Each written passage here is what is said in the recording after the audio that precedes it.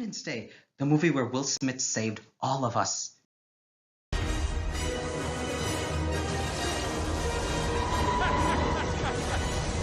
Oh, boys!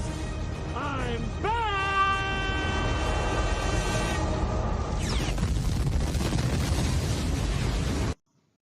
So the humans and the aliens found themselves in a situation, and the only way that this situation could be solved is with game theory. Now, in a game theory payoff matrix, there are two parties. In this situation, it is the humans and it is the aliens. And they both have two choices, to attack or to not attack. This one, humans are on the left and aliens are on the right.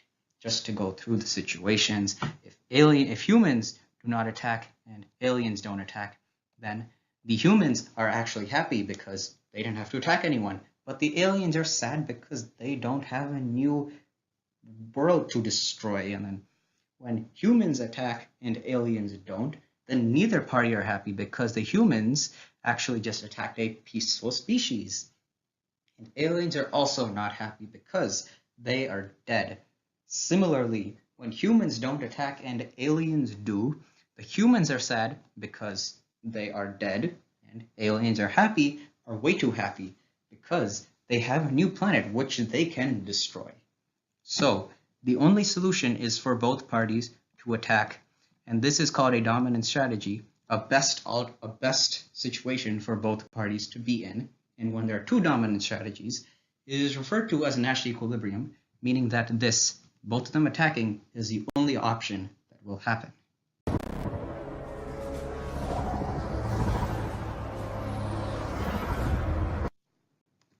Fast and Furious, the only car movie where they never went to a single gas station because they have diesel.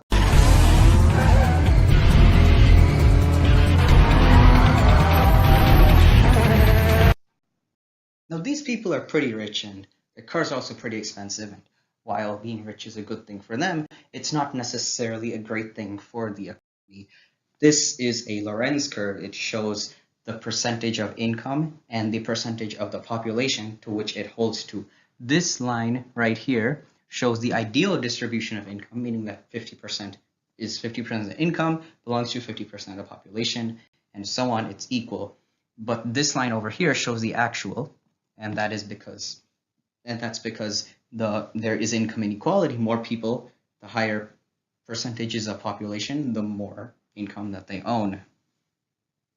And this can be represented as a Gini coefficient, being the a divided by a plus b, and that's just a ratio that's showing the size of this banana that exists, this like a banana right here. So a lower Gini coefficient is better, meaning that Sweden has less income inequality than the United States of the West Americas, and that makes sense because Sweden is more aggressive and more progressive in their movements to combat income inequality than the United States.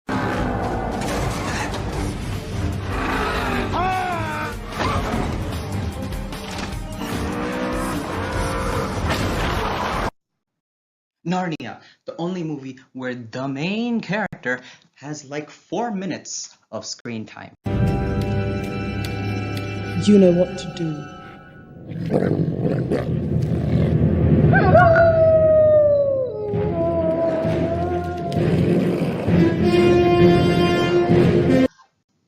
Now, something has to be said about the amount of evil people in Narnia, being that it's only one. So poor henchmen like these fellows only have one person to get employment from. This is called a monopsony, and a monopsony is there is only one employer. And because this exists, the marginal cost of hiring workers is greater than the supply because you have to pay each additional worker more than the previous one.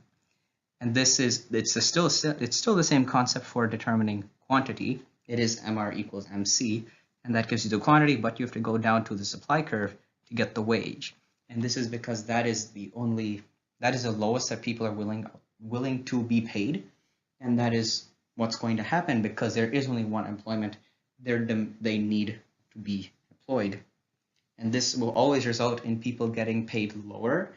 And this is just one of the problems with a monopsony in a labor market. Take them. Do you people need jam?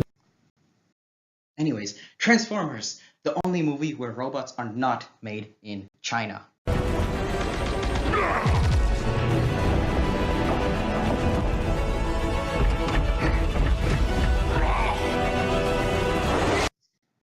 When Cybertron blew up, it found itself in a situation in that it was experiencing stagflation. Stagflation, actually, this should be over here. PowerPoint is stupid. Anyways, they experienced stagflation. So stagflation is where aggregate supply decreases. And this causes unemployment to increase and output to decrease. This is shown by a new curve, a new short-run Phillips curve existing. And then this is going to cause higher unemployment and lower output. But in the long term, the government may do something to increase aggregate demand, like increase government spending, whatever it may be. It will restore longer-run equilibrium and shift the point on this short-run Phillips curve to here. So that is what will happen in the future when Cybertron revitalizes itself.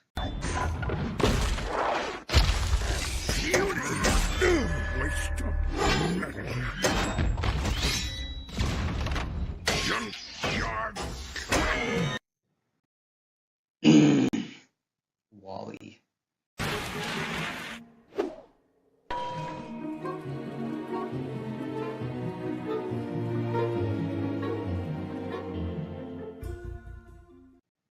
So the Earth found itself in a situation where companies were just dumping shit everywhere they wanted to, and then this created a negative externality. Negative externality is where the cost that a company pays is less than the cost that is actually incurred by society. This is represented as a marginal private cost and the marginal social cost of whatever that thing may be, in this case pollution. And the way that the government fixes it is a tax of the vertical distance between the two. This is the original point in which things would be paid, in things which would be produced at a lower price and a higher quantity. But when the government imposes tax, the supply curve will shift to where the social cost is, and then the price will increase and the quantity will decrease, which is what should be happening.